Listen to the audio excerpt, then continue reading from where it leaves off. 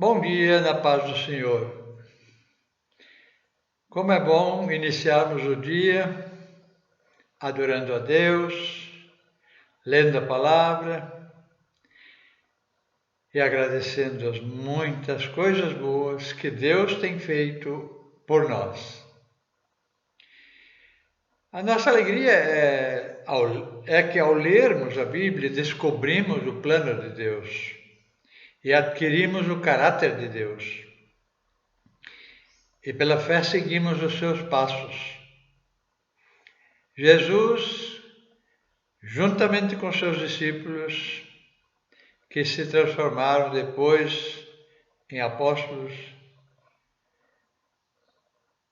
ia de casa em casa, rua por rua, vila por vila, treinando pessoas para continuarem a sua obra.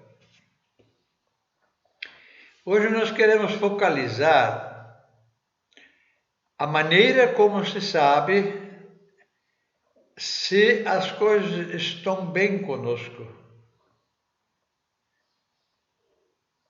Eu trabalho no discipulado de casa em casa, treinando discípulos para serem discipuladores em toda a minha vida ministerial, 52 anos agora. E uma das coisas que me chama muita atenção é a maneira como a pessoa reage diante do compromisso que assumiu com Deus.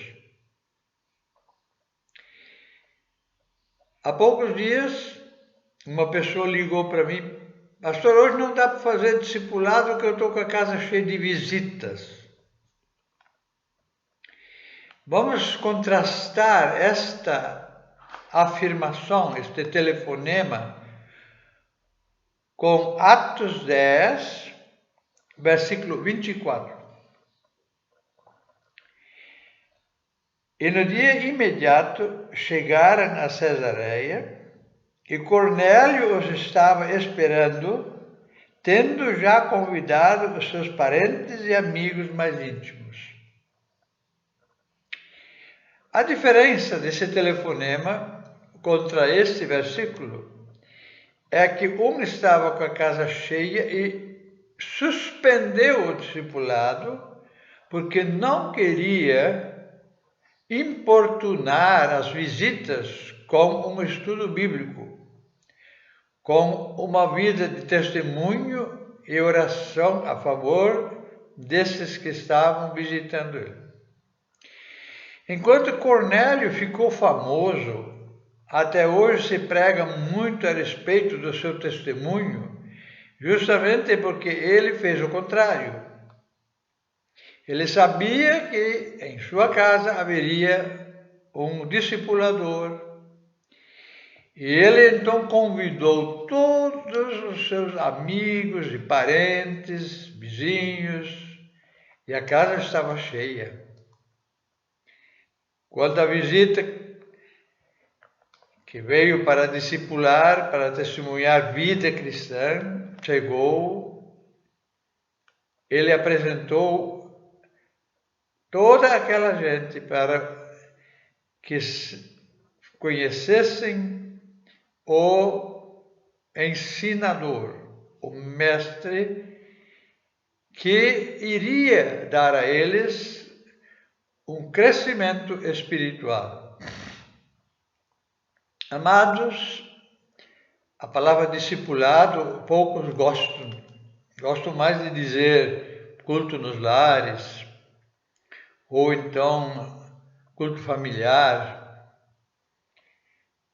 Por que é tão difícil uma pessoa usar a linguagem bíblica? Jesus não disse isso. Jesus disse: ide e fazei discípulos. É uma ordem. Ela não é discutível. Quem se converte está sob a direção, sob o comando do Senhor dos Senhores, o Rei dos Reis, e ele vai usar a linguagem da Bíblia. Porque há uma diferença entre uma reunião e um discipulado. Eu posso fazer um culto doméstico, eu posso fazer vários tipos de reuniões, mas treinar discípulos como Jesus fez, como Jesus ordenou que fosse feito, isto não é uma simples reunião. É um treinamento de pessoas com as doutrinas bíblicas bem organizadas e que levam essa pessoa a crescer na graça e no conhecimento de Cristo. Ou essas pessoas que assistem à reunião. Amados, discipulado treina discipuladores.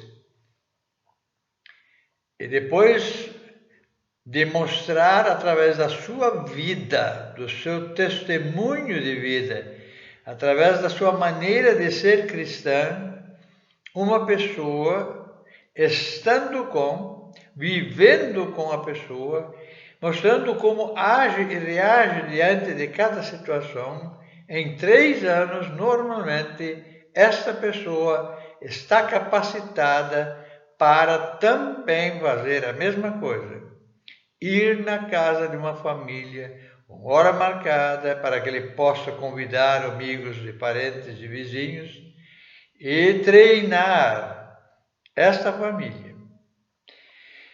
Se nós treinamos uma família durante 3 anos, e daquelas visitas que chegam, aqueles vizinhos que aceitam o convite, mais uma família abre o seu lar para também ali fazer a mesma coisa.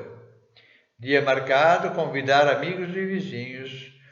O círculo de amigos, o círculo de pessoas que estão sendo treinadas para serem discipuladores, para testemunhar a vida de Cristo, aumenta regularmente.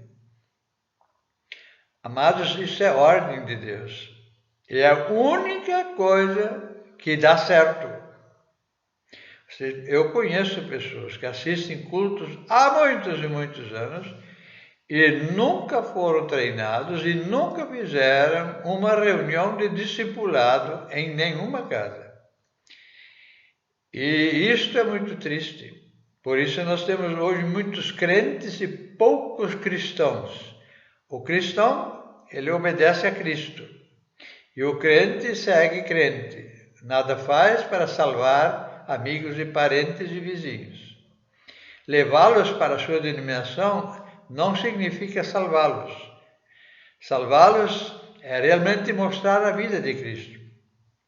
As suas atitudes, seu modo de viver, a sua ordem na vida profissional, com uma família disciplinada, onde cada um participa, onde cada um tem sua Bíblia, onde há uma vida regular de cristianismo.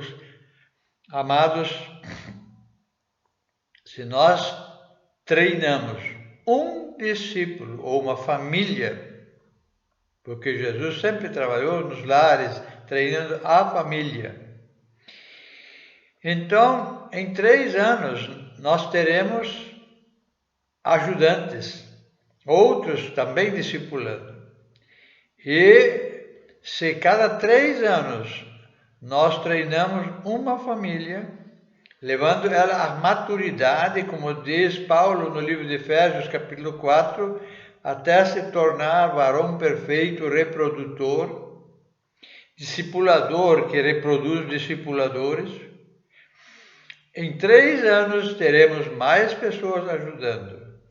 E se cada 3 anos durante a nossa vida treinamos uma família, e quem é convertido não treina só uma, porque sempre vão abrindo novos lares, novas famílias, mas sendo uma família só, cada 3 anos, em 45 anos, são 15 pessoas ou famílias treinadas.